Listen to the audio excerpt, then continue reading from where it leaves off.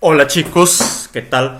Les habla su profesor Miguel Villalobos, docente encargado de desarrollar con ustedes el curso de Economía y Cívica.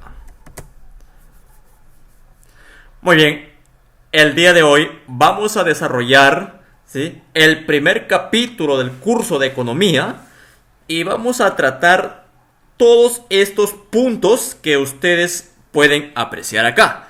Primero, vamos a hablar de los conceptos básicos de la economía, ¿no? Para que tú puedas entrar de una manera, digamos, más precisa a entender los conocimientos de la economía.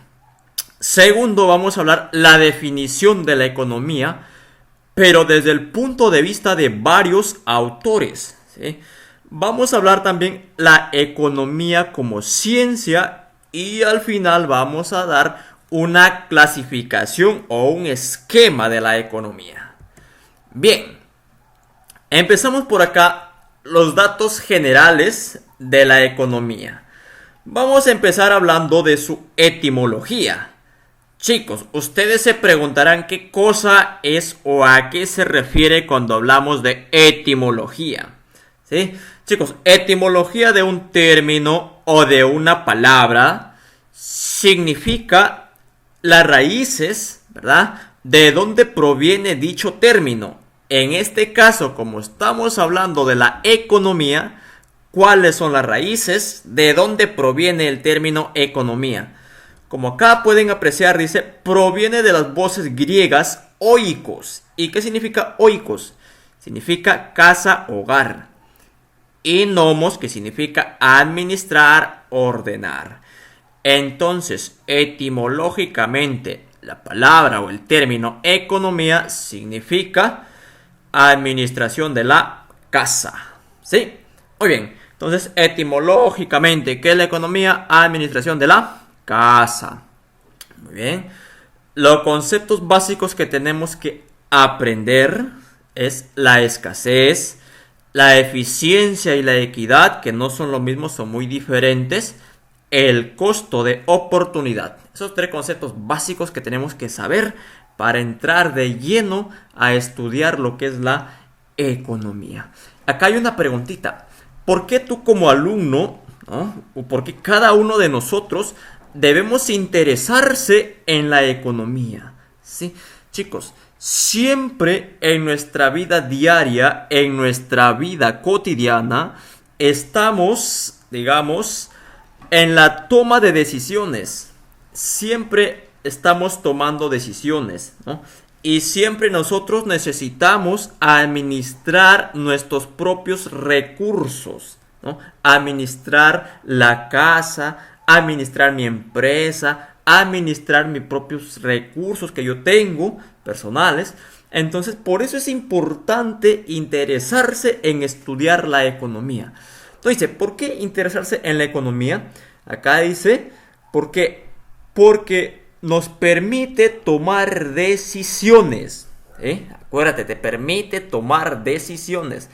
Además, te permite la administración de los recursos, ¿no?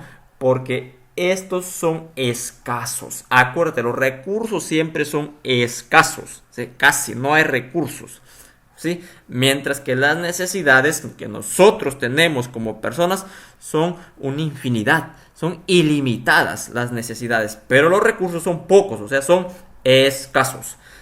Bien, estamos por acá, vamos a dar el concepto de la escasez, ¿sí? También el concepto de la eficiencia, la equidad y el costo de oportunidad. Chicos, ¿qué es la escasez? Hay que recalcar de que no es lo mismo decir escasez que pobreza. Muchos confunden esto. Escasez sinónimo de pobreza. No, ¿sí? La escasez siempre va a estar presente. Aunque tengas dinero, tengas riqueza, siempre va a haber escasez, ¿sí? Entonces veamos qué significa la escasez, ¿no? Veamos primero con un ejemplo, ¿sí? Con un ejemplo. Ahorita, hoy en día, lo que la sociedad necesita son pues productos de limpieza, mascarillas, todo eso, ¿verdad? De acuerdo a la situación que estamos pasando. Entonces, la sociedad, supongamos que en la ciudad de Chiclayo necesita 2 millones de mascarillas, supongamos, 2 millones de las mascarillas. Pero la farmacia solamente abastecen 1,5 millones de mascarillas. Entonces, en este caso, veamos que hay una escasez de mascarillas, ¿sí? Por más que la gente tenga la economía de querer comprar, pero no hay el producto, o sea, hay una escasez. Entonces acá dice, la escasez significa que la sociedad puede ofrecer menos de lo que los individuos desean tener, ¿sí? Por eso decía, pues las necesidades son ilimitadas y los medios o los recursos son limitados, ¿verdad? Podemos tener muchísimas necesidades, pero los recursos para satisfacerlos son limitados. Y hay que recalcar de que la escasez es el problema de la economía, ¿sí? O también se le llama problema dicotómico. Profe, no le entiendo. ¿Por qué dicotómico? No, dicotómico significa dos. Hay dos variables. ¿Cuáles son esas dos variables? ¿No? Por un lado tenemos los recursos que son escasos versus, en este caso, las necesidades que son ilimitadas. Por eso se le llama, pues, el problema dicotómico. Muy bien, pasemos a la eficiencia y la equidad. Chicos, no es lo mismo hablar de eficiencia que equidad. Veamos qué es la eficiencia. Acá dice, la eficiencia es la capacidad de utilizar óptimamente los factores de producción. O sea, sacarle provecho, sacarle el máximo provecho a todos los recursos o factores. No desperdiciar, por ejemplo, materia prima, ¿no? En el caso de la producción, elaboración de productos, ¿no? Sino utilizarlo al máximo. En este caso estamos siendo eficientes, ¿no? Un ejemplo muy facilito. Tenemos dos trabajadores, ¿no? El trabajador A produce 30 pares de zapatos por día. El trabajador B produce 20 pares de zapatos por día, ¿no? ¿Quién es el que saca más provecho a su tiempo en este caso? ¿Quién produce más, no? En este caso, ¿quién es más eficiente? Estamos hablando de, en este caso, el trabajador, pues, que produce los 30 pares de zapatos por día, ¿sí? O sea, ya sabes, la eficiencia es utilizar todos los recursos al máximo, ¿sí? Sacarle el mayor provecho, no desperdiciar nada. En cambio, ¿qué es la equidad? Equidad significa, pues, distribuir, digamos, la riqueza, pero que no existe ese desequilibrio, que no exista la desigualdad, ¿sí? Eso es la equidad. Por eso acá dice, equidad es la distribución de la riqueza buscando el menor desequilibrio posible, que no haya desigualdad, que no haya discriminación. Entonces, ahí estamos aplicando la equidad. Pasamos al costo de oportunidad. Chicos, el costo de oportunidad te voy a explicar con un ejemplo. Imagínate, tú quieres comprar, ¿verdad? Una camisa o un pantalón, ¿sí? Uno tienes que comprar porque tu economía, tus recursos no te alcanza para comprar los dos. Entonces, tú vas a la tienda, ¿no? Y al final, pues, te decides, hey, compro el pantalón. Entonces, ¿cuál lo rechazaste? Rechacé la camisa. Entonces, ese es el costo de oportunidad. Entonces, definimos qué es el costo de oportunidad. Dice acá, es el valor de las alternativas u otras oportunidades a las que renunciamos para conseguir una determinada cosa, ¿no? En este caso, tú elegiste, decidiste comprar el pantalón, pero para comprar el pantalón tenías que descartar o rechazar de comprar la camisa. ¿Sí? Ese es el costo de oportunidad. Otro ejemplo, tú quieres estudiar, ¿no? En este momento quieres practicar matemática o quieres estudiar filosofía, ¿no? Entonces no puedes estudiar los dos al mismo tiempo. Entonces tú dices, a ver, mejor me pongo a practicar matemática y ya dejo de leer filosofía. ¿Cuál es el costo de oportunidad por practicar matemática? Dejar de leer filosofía, ¿verdad? Eso es el costo de oportunidad. Creo que ya quedó entendido esta parte, ¿sí? De la escasez, la eficiencia, la equidad y el costo de oportunidad. Ahora vamos a ver las definiciones de la economía, pero desde el punto de vista de varios autores. Tenemos 4 autores. Veamos qué nos dice el señor Leonel Robbins. Nos dice de que la economía es aquella ciencia social, estudia las sociedades, ¿sí? En este caso dice, esta ciencia estudia las actividades que realiza el hombre para administrar los recursos escasos de una sociedad y distribuirlos equitativamente para satisfacer las necesidades humanas que son ilimitadas. En este caso, ¿no? Él te está explicando claramente que es aquella ciencia que estudia cómo, digamos, podemos administrar los recursos que te dije son escasos, ¿no? Y distribuirlos. ¿Para qué? Para satisfacer nuestras necesidades que son grandes, son ilimitadas. Lo que te venía explicando anteriormente, ¿no? Esa es su definición para el señor Leonel Robbins. Para el segundo autor, Samuelson y Narwas, ¿no? Dice, la economía es el estudio de la manera en que las sociedades utilizan los recursos escasos para producir mercancías valiosas y distribuirlo entre los diferentes individuos. Otra vez te está diciendo de que los recursos son escasos, ¿no? Pero te está agregando de que esos recursos los utilizamos para producir mercancías. Acá te está dando el punto de vista de la producción. Y una vez que producimos esas mercancías, ¿qué vamos a hacerlo? Vamos a distribuirlo a los individuos, ¿sí? Otra vez te habla de los recursos escasos. Muy bien. Pasamos al tercer autor, Mark Cousin, ¿no? Que es el autor de este famoso libro, La economía en tela de juicio. Dice, la economía es el estudio de cómo los individuos transforman los recursos naturales en productos y servicios finales para que puedan usar las personas. Otra vez te habla desde el punto de vista de la producción. Dice, es aquella ciencia que estudia aquellos, digamos, recursos naturales, cómo son transformados en productos para que al final estos productos puedan satisfacer las necesidades de las personas. ¿Ok?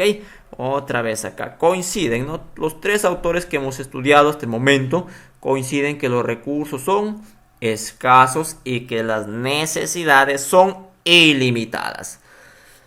Ahora veamos qué nos dice este señor Carlos Marx. Es un filósofo, ¿no? Socialista, ¿no? Si habrás escuchado tú en algún momento hablar del marxismo, ¿eh? Carlos Marx también te hablaba de la plusvalía. Más adelante te explicaré qué cosa es la plusvalía. Dice Carlos Marx, la economía es la disciplina científica que analiza las relaciones de producción que se dan en el seno de la sociedad, ¿sí? Acuérdate esto, relaciones de producción, dice Carlos Marx, ¿sí? Esas son las definiciones de economía, pues que quiero que tú lo aprendas, ¿sí? Lo estudies, por favor, ¿sí? Bien, pasamos a dar una explicación más, ¿no? Amplia, en este caso de la economía como ciencia, ¿sí? La economía como ciencia. Muy bien, acá dice, la economía es una ciencia social. Ya te expliqué que es una ciencia social, que estudia las sociedades. Es una ciencia empírica porque se aprende con la práctica, ¿sí? Es empírica, no experimental porque obviamente no se puede hacer experimentos con las personas. Es probabilística. ¿Por qué? Porque te genera, te produce dar probabilidades de algo, de un suceso, de un acontecimiento, ¿no? Es histórica, ¿no? Porque obviamente si estudiamos la economía también se relaciona con la historia y es una ciencia para la acción. ¿Por qué? Porque día a día nosotros vivimos con la economía, ¿sí? Siempre, día a día, ¿ya? Este señor que ves acá, este señor, su nombre es Adam Smith. Adam Smith, ¿no? Es considerado el primer economista moderno. Él publicó una obra que se llama La riqueza de las naciones. Con esa obra, La riqueza de las naciones, él es considerado padre de la ciencia económica. Repito, Adam Smith con su obra La riqueza de las naciones, considerado padre de la ciencia económica. ¿Sí? Chicos, para que la economía, ¿ya? Para que la economía sea considerada como ciencia, tiene que cumplir tres requisitos importantes, ¿no? ¿Cuáles son? Tiene que tener su objeto de estudio, sus métodos de estudio y su contenido de estudio. Veamos a qué se refiere cada uno de ellos. El objeto de estudio se refiere a qué es lo que estudia realmente la economía. Entonces, ¿qué estudia la economía? Estudia la vida económica del hombre. Profesor, ¿qué es la vida económica del hombre? Muy bien, son todas aquellas actividades económicas que el hombre realiza para poder satisfacer todas sus necesidades. Son el trabajo que nosotros realizamos para poder satisfacer las necesidades, ¿no? Y para esto tenemos que responder a tres preguntas importantes. ¿Cuáles son esas preguntas? Dice, ¿qué producir? ¿Sí? ¿Cuál va a ser mi producto? ¿En qué cantidades voy a producir? ¿No? Luego de tomar la decisión, entonces digo, ¿cómo lo voy a producir? ¿Cómo lo vamos a elaborar? La segunda pregunta. Y luego, ¿quién, digamos, va a comprar? ¿Quién lo va a adquirir ese producto? O sea, ¿para quiénes vamos a producir? Esa es la tercera pregunta. Muy bien. Entonces, chicos, recordando, ¿cuál es el objeto de estudio de la economía? La actividad económica del hombre o la vida económica del hombre. Pasamos a hablar de sus métodos de la economía. La economía, chicos, tiene dos métodos muy importantes, ¿no? Son muy fáciles de aprender. ¿Cuáles son? El método inductivo y el método deductivo.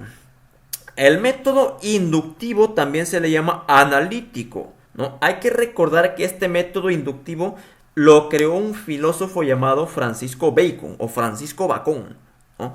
Este método consiste en ir de datos pequeños para concluir datos grandes. O sea, de lo más particular, como acá dice, vamos de cosas particulares, pequeñas, y concluimos cosas grandes, ¿no? Por ejemplo, vamos de la observación de cosas pequeñas para concluir una ley, una teoría general, global, ¿sí? Ahora, el método deductivo es lo contrario, también se le llama sintético. Este método fue elaborado por un filósofo muy conocido llamado Aristóteles, ¿sí? Es lo contrario del método analítico o inductivo. Este método consiste en ir, digamos, de los datos globales generales, lo más grande, y así analizando hasta, en este caso, pues llegar a los datos particulares. Repito, el inductivo va de lo particular a lo general. El deductivo, en este caso, de lo general a lo particular. ¿Ok? Muy bien. Ahora pasamos a los conocimientos especializados, ¿no? ¿A qué se refieren los conocimientos especializados? También se le llama contenido propio de estudio. Son todos aquellos conocimientos racionales, leyes, ideas que permiten explicar los fenómenos económicos para al final saber tomar las decisiones, ¿sí? Y acá tenemos que hacer mención, pues, de la teoría económica. Y de repente acá te estás preguntando, profesor, ¿y qué cosas son los fenómenos económicos? ¿Sí? Fenómenos económicos son todos cambios que suceden, pues, en la economía cuando el hombre realiza sus actividades económicas para poder satisfacer sus necesidades. Continuamos.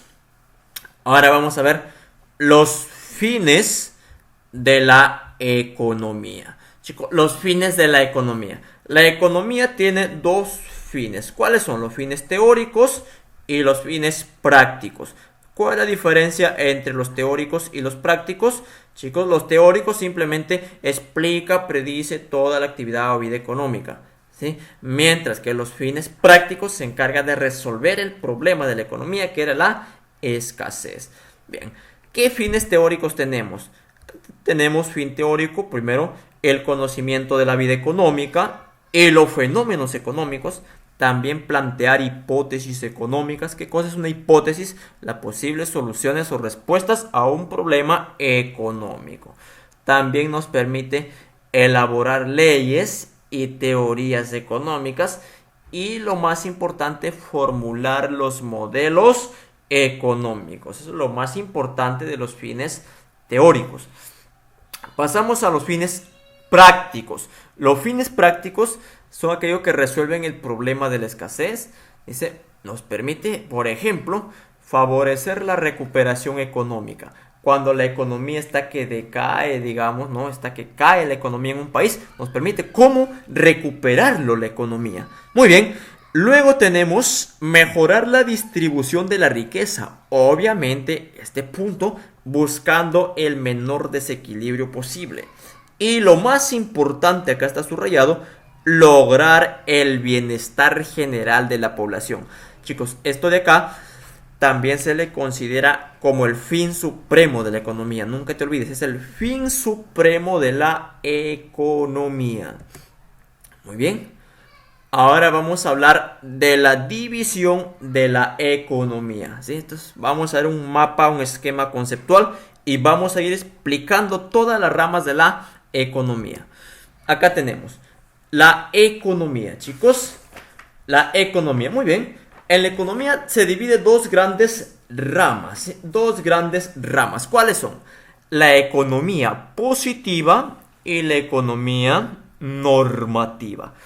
Chicos, la economía positiva es aquel que da datos objetivos, o sea, estudia lo que es, ¿sí? Da datos objetivos, mientras que la normativa da datos subjetivos, o sea, estudia lo que debería ser, o sea, ofrece diversas soluciones para resolver los diferentes problemas económicos, ¿no? Entonces, recordando, la positiva estudia lo que es objetiva, mientras acá estudia lo que debería ser, es más subjetivo, ¿sí?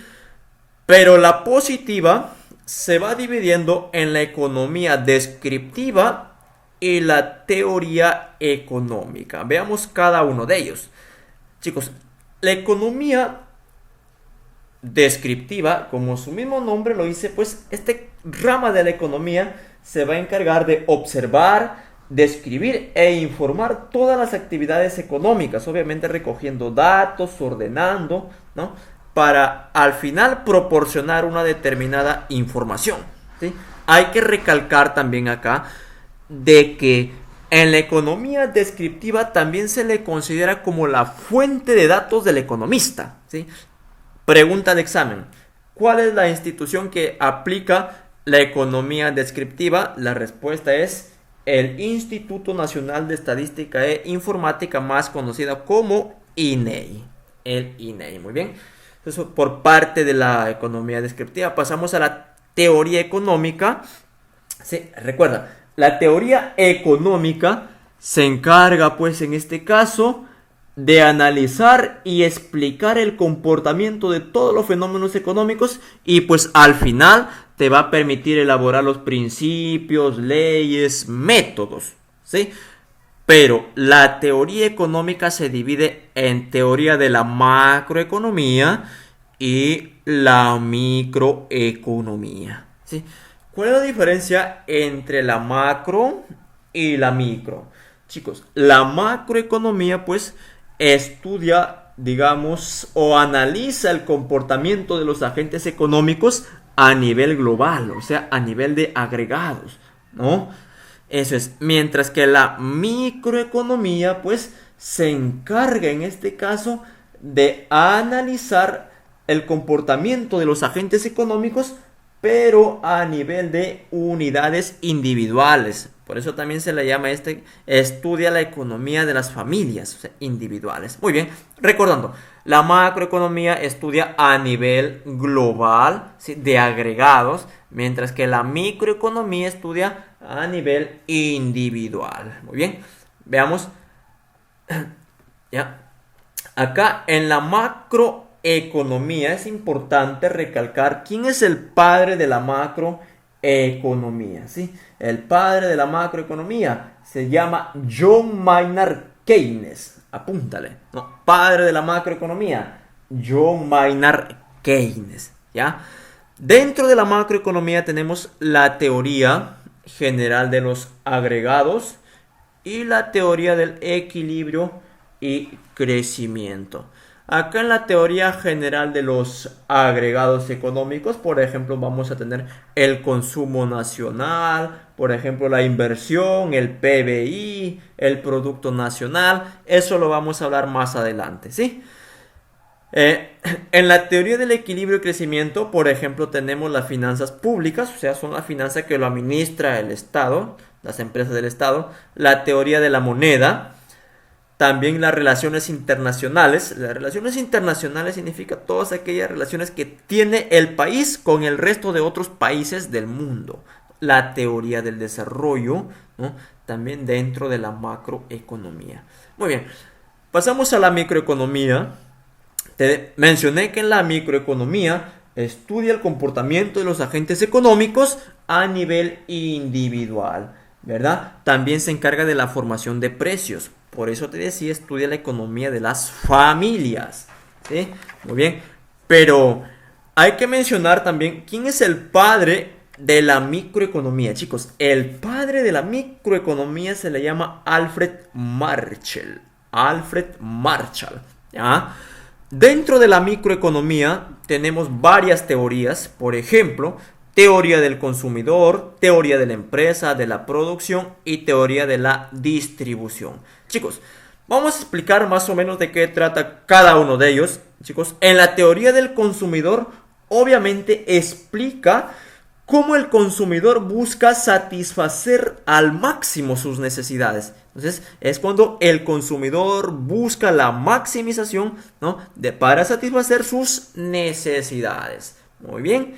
Teoría de la empresa, ¿no? La empresa en este caso ya no va a buscar maximizar sus necesidades, satisfacer sus necesidades, sino la empresa lo que va a buscar es maximizar, en este caso, pues, utilidades, ¿verdad? Maximizar quizás ganancias, ¿no? Saber cómo tomar decisiones para poder maximizar mi ganancia, mi utilidad. Eso se encarga la teoría de la empresa. Teoría de la producción. La teoría de la producción, ¿no? Hace un análisis de todos, digamos, los insumos que vamos a utilizar para producir un determinado bien o producto. Entonces, la palabra clave acá en la teoría de la producción son los insumos. Teoría de la distribución, pues se encarga de analizar el pago a cada uno de los factores de producción, ¿sí? Pagar a los trabajadores, ¿no? Pagar por el trabajo, ¿no? Pagar quizás por el alquiler del capital, por alquiler de un terreno, la naturaleza. Entonces, esto es la teoría de la distribución. Muy bien, toda esta parte de acá pertenece a la economía positiva. Entonces, lo que te acabo de explicar es la economía positiva. Por otro lado, tenemos la economía normativa, ¿sí? La economía normativa, como yo te venía mencionando, estudia lo que debería ser, o sea, es más subjetivo, ¿ya? Y en este caso, pues, tenemos acá la política económica. Te pregunta de examen, ¿verdad? La economía normativa, pues obviamente es la que aplica la política económica. Muy bien. La política económica tiene sus objetivos principales, que son tres. ¿Cuáles son? Acá tenemos la estabilidad económica, el crecimiento económico, la distribución equitativa de los ingresos, ¿sí? Entonces, pues vamos a explicar cada uno de ellos. Empezamos. La estabilidad económica significa, pues, que el nivel de precios sea estable, o sea, que no se aceleren mucho los precios, que no haya inflación, que no suba mucho, que no baje, ¿no? Que no crezca mucho. Eso lo que se encarga la estabilidad económica, ¿no? Que los precios estén estables, no suban rápido, no suban mucho, no bajen de manera acelerada tampoco. El crecimiento económico, pues, significa, digamos, que hay un elevado del PBI, o sea, pleno empleo de los factores de producción, ¿no? Esto se mide a través del PBI. La distribución equitativa del ingreso se refiere, digamos, a la eficiencia, en este caso, pues, distributiva, ¿no? Hace una eficiencia distributiva, buscando, digamos, de que exista elevado empleo y bajo desempleo. Eso es lo que quiere, ¿no? Exista harto empleo y poco desempleo. Muy bien, chicos. Esto ha sido una explicación detallada de todo el primer capítulo que tiene que ver con el curso de Economía y Cívica. Por favor, te pido que lo estudies bastante porque este primer capítulo te va a servir como una base para que tú puedas entender las siguientes clases, ¿no?